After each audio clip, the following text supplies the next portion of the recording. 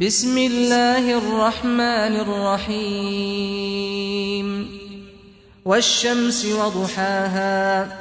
والقمر إذا تلاها والنهار إذا جلاها والليل إذا يغشاها والسماء وما بناها والأرض وما طحاها ونفس وما سواها فألهمها فجورها وتقواها قد أفلح من زكاها وقد خاب من دساها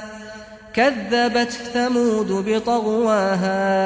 إذ انبعث أشقاها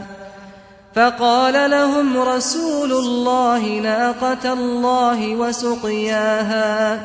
فكذبوه فعقروها فدمدم عليهم ربهم بذنبهم فسواها ولا يخاف عقباها